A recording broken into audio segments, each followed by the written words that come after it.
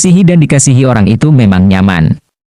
Makanya begitu banyak orang punya impian dalam hal dating relationship. Mereka berharap akan happy terus karena mereka bersama orang yang mereka kasihi. Tapi kenyataannya happiness harus dibangun.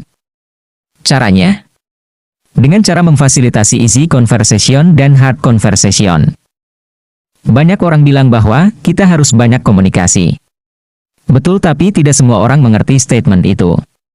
Komunikasi dasarnya bukan cuma ngomong, tapi adalah kemampuan menceritakan, mendengar, menjelaskan, menerima, mengkomunikasikan apa ada di dalam kita, dan juga apa yang di dalam dia.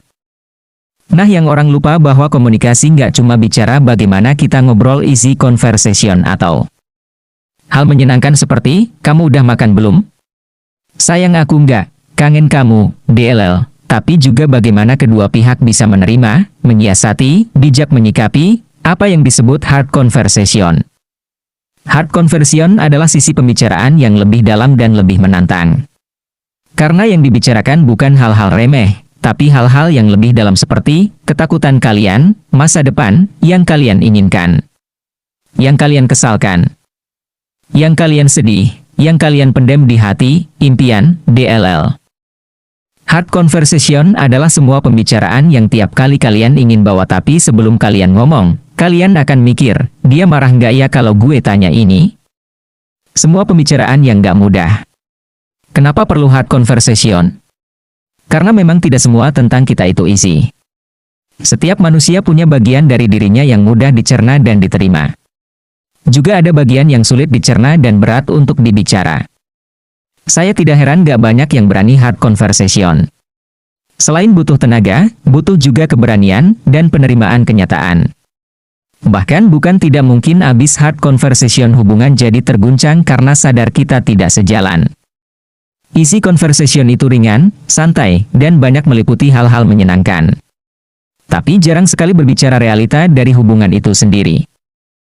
Isi conversation itu memang gemas, tapi hard conversation mendewasakan. Karena kita dituntut menyikapi kenyataan dengan bijak. Yang kalian gak tahu, orang-orang yang berani hard conversation biasanya hubungannya lebih mudah dan aman di masa depan. Kenapa? Karena tidak ada yang dipendam, semua ketakutan, kekesalan, impian, bahkan kekhawatiran dibicarakan, didengarkan, dan berusaha diselesaikan sama-sama. Pembicaraan dan keadaan sulit bisa dibicarakan dengan kepala dingin dari dua belah pihak. Sehingga kita semakin melangkah seirama. Bisa nggak malahan putus? Bisa banget. Kenyataan nggak selalu mudah.